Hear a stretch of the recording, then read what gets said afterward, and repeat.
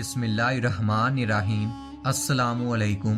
हर रोज़ नई वीडियो के लिए चैनल को सब्सक्राइब कर लें और साथ लगे हुए बेल आइकन को दबाकर ऑल की ऑप्शन को सिलेक्ट करें ताकि हर नई वीडियो की अपडेट आपको मिलती रहे।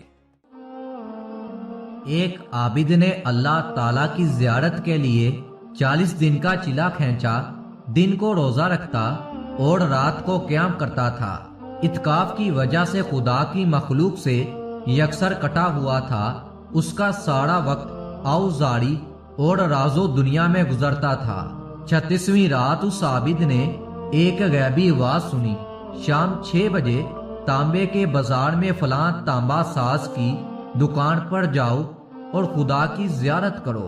वो आबिद मुकर्रा किए हुए वक्त से पहले पहुंच गया और मार्केट की गलियों में तांबा साज की उस दुकान को ढूंढने लगा।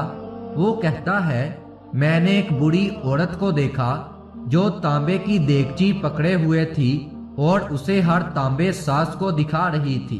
उसे वो बेचना चाहती थी।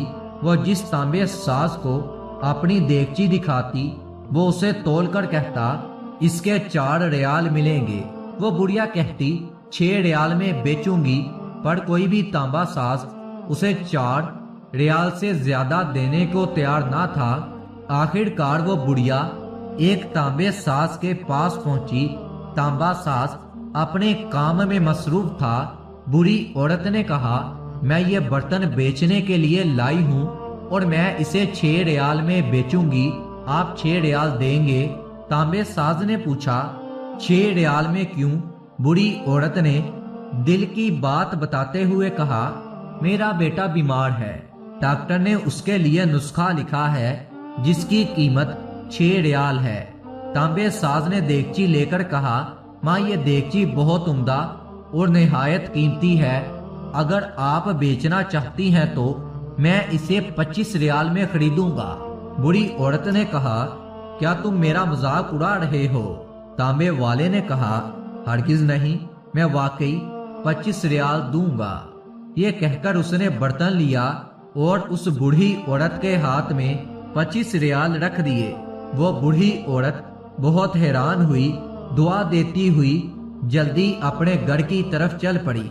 वो आबिद कहता है, मैं ये सारा माजरा देख रहा था। जब वो बूढ़ी औरत चली गई तो मैंने तांबे की दुकान वाले से कहा, चचा लगता है आपको कारोबार करना नहीं आता। बाजार में कमो पेश सभी तांबे वाले इस देगची को तोलते थे, किसी ने भी 4 रियाल से ज्यादा इसकी कीमत नहीं लगाई और आपने 25 रियाल में इसे खरीदा है।